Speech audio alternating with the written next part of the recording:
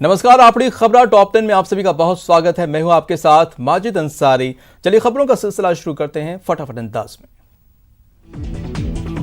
Media से बातचीत करते हुए सीएम अशोक गहलोत ने कहा कि पार्टी में सुलह का फार्मूला हाईकमान ने तय किया है। उन्होंने कहा है कि पार्टी ने जांच के लिए 3 लोगों की कमेटी बनाई है और जो भी फैसले कल हुए हैं उसके बाद आगे की रणनीति बनेगी। सीएमआर में 3 निर्दलीय विधायकों ने सीएम से मुलाकात की। ओम प्रकाश हुड्डा, खुशवीर सिंह जोजावर और सुरेश टांक सीएम से मिले। इस दौरान प्रदेश के ताजा सियासी घटनाक्रम पर चर्चा हुई। तीनों विधायक पायलट खेमे के थे। प्रदेश में बदले हुए सियासी समीकरण के बीच बीजेपी ने भी अपनी रणनीति बदल दी है। आज शाम 4 बजे होटल क्राउन प्लाजा में होने वाली भाजपा विधायक दल की बैठक टल गई है। अब बैठक 13 अगस्त को बीजेपी मुख्यालय में होगी।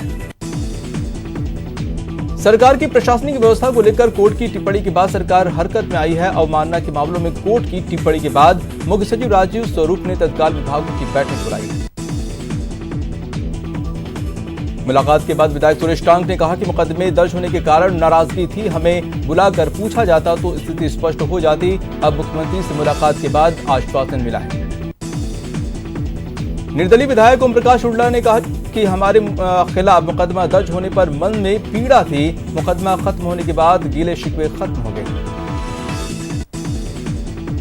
निर्दलीय विधायक खुशवीर सिंह ने कहा कि हमारी सरकार से कोई नाराजगी नहीं है। हमने पहले दिन से ही सीएम अशोक गहलोत को सपोर्ट किया था। मैं किसी से संपर्क में नहीं था। बीजेपी प्रदेश अध्यक्ष सतीश पूनिया ने कांग्रेस पर निशाना साधा। न्यूज 18 राजस्थान से बातचीत में पूनिया ने कहा कि 31 दिन तक राजस्थान की जनता ठगी गई, लेकिन कांग्रेस का आला कमान इतने दिन सोया रहा। राजस्थान में बदले सियासी घटनाक्रम को लेकर उपनेता प्रतिपक्ष राजेंद्र राठौर ने भी सरकार पर हमला बोला। राठौर ने तंज कसते हुए कहा कि अभी तूफान से पहले की खामोशी है। साथ ही उन्होंने कहा कि सरकार की मुखिया अपने कुनबे को एकजुट करने में नाकाम हुए। महारानी गायत्री देवी गर्ल्स स्कूल का 77वां जन्मदिवस मनाया गया। कोरोना की वजह से ये पहला वर्चुअल स्थापना दिवस मनाया गया। और एक बार फिर से चलते हैं जयपुर, जहां पर सचिन पायलट पहुंचे हुए हैं जयपुर, जहां दिल्ली से जयपुर पहुंचने के बाद उनका भव्य स्वागत किया गया है। कार्यकर्ताओं में जोश नजर आ रहा है। तस्वीरें आपकी टीवी स्क्रीन पर देख सकते हैं किस तरह का माहौल इस वक्त जयपुर में देखने को मिल रहा है। सचिन पायलट अपने कार्यकर्ताओं के बीच में मौजूद हैं। लोगों में जोश और उत्साह नजर आ रहा है।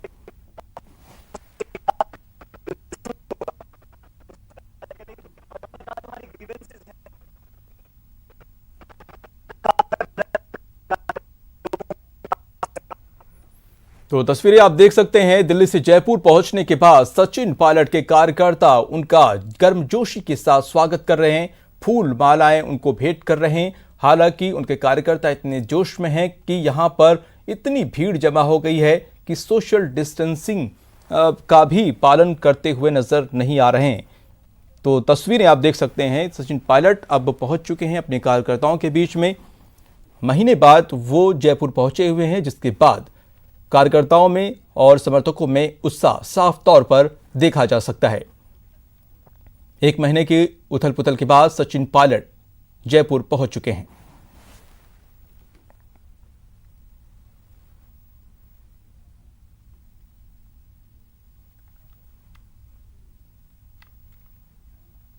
और देखते हैं फटाफट खबरें फिर से।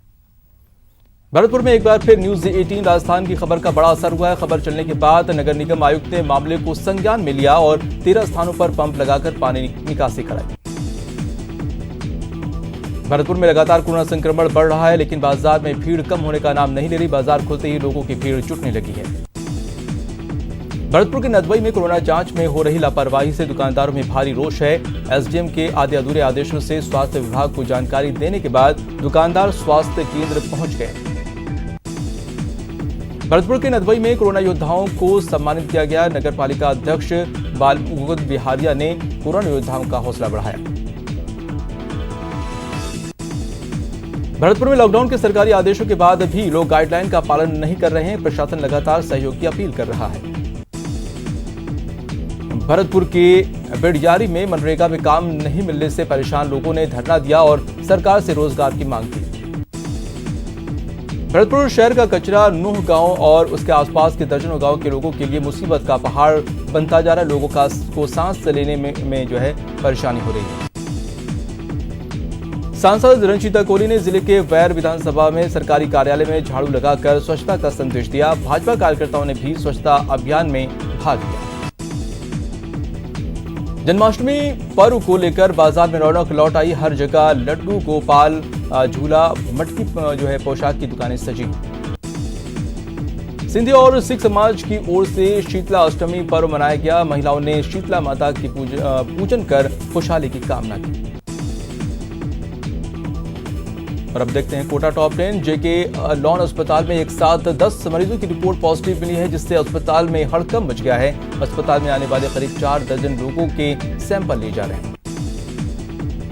कोटा में आज फिर कोरोना का विस्फोट हुआ है। आज की रिपोर्ट में एक साथ 110 कोरोना पॉजिटिव मरीजों के मामले सामने आए हैं और इसके बाद से चिकित्सा विभाग में हड़कंप मचा हुआ है। कोटा में कोरोना पॉजिटिव मरीजों का आंकड़ा 3200 के पार पहुंच गया है। कोटा के एमपीएस अस्पताल के आज मरीजों और परिजनों की भारी भीड़ उमड़ पड़ी है और इस दौरान सोशल डिस्टेंसिंग की भी पालना नहीं हो पाई और कोरोना के संक्रमण का खतरा मंडराने लगा।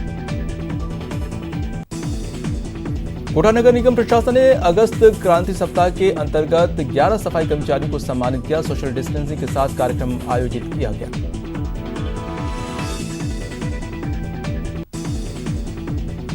विधायक संदीप शर्मा ने यूडीएफ मंत्री शांति धारीवाल पर आरोप लगाए हैं। विधायक का कहना है कि विकास कार्य में भेदभाव किया जा रहा है।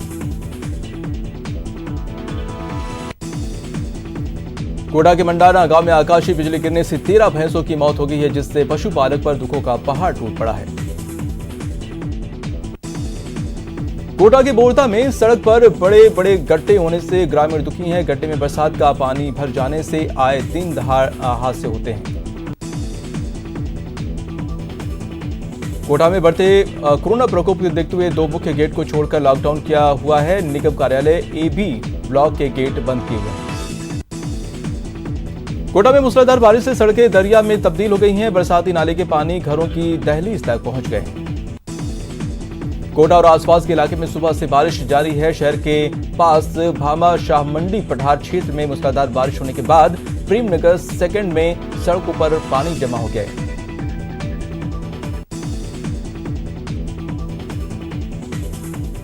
और बीकानेर संभाग प्रभारी बनने के बाद अतिरिक्त महानिदेशक हेमंत प्रियदर्शी बीकानेर पहुंचे। इस दौरान पुलिस अधीक्षक प्रहलाद सिंह सहित पुलिस आला अधिकारियों ने उनका वेलकम किया। बीकानेर में आज एबीवीपी के छात्रों ने फर्स्ट ईयर की प्रवेश तिथि आगे बढ़ाने की मांग को लेकर राजकीय डूंगरपुर महाविद्यालय में प्रदर्शन किया। कॉलेज शिक्षा आयुक्त के नाम से प्रचार को ज्ञापन सौंपा गया। बीकानेर में एनएसयूआई संगठन के छात्रों ने राजकीय डूंगर महाविद्यालय में उप प्राचार्य का घेराव किया और प्रथम वर्ष की प्रवेश तिथि को बढ़ाने की मांग की। बीकानेर में अध्यापक भर्ती 2018 में चयनित अभ्यर्थियों ने प्रदर्शन किया और निदेशक को ज्ञापन सौंपकर जल्द से जल्द नियुक्ति देने की मांग की है। बीकानेर के देशनोक में एक साथ 12 कोरोना के मामले आने के बाद प्रशासन ने 5 दिनों के लिए लॉकडाउन लगाया है, लेकिन इसके बाद भी लोग लॉकडाउन की पालना नहीं कर रहे हैं। बीकानेर में स्वास्थ्य विभाग की लापरवाही का एक बड़ा मामला सामने आया है। ग्रामीणों के लिए बने सरकारी चिकित्सा केंद्र से डॉक्टर, नर्स और मरीज गायब हैं और केंद्र पर एक ग्रामीण ने कब्जा जमा लिया है। स्थानीय लोगों का आरोप है कि महकमे की मिलीभगत से एक परिवार ने इस उप स्वास्थ्य केंद्र को अपना निजी मकान बना लिया है। बीकानेर के देशनोक में एक साथ 12 कोरोना के मामले आने के बाद प्रशासन ने 5 दिनों के लिए लॉकडाउन लगाया है। जन्माष्टमी पर्व को लेकर बच्चों में काफी क्रेज देखने को मिलता है, लेकिन कोरोना काल में बच्चे घरों से जन्माष्टमी मनाने का संदेश दे रहे हैं। अजमेर के नारेली गांव में चोरों के हौसले बुलंद हैं। चोरों ने सेल्समैन को बंधक बनाकर 35 पेटी अंग्रेजी शराब पार कर फरार हो गए। पुलिस ने अज्ञात बदमाशों के खिलाफ मामला दर्ज कर उनकी तलाश शुरू कर दी है। अजमेर के मांगलियावास थाना इलाके में 2 सगे भाइयों की नाड़ी में डूबने से मौत हो गई है और जिसके बाद गांव में मातम छा गया। पुलिस ने दोनों बच्चों के शवों का पोस्टमार्टम करवाकर परिजनों को सौंप दिया है। अजमेर में कलेक्टर प्रकाश राजपुरोहित ने वीसी के जरिए अधिकारियों से मीटिंग की।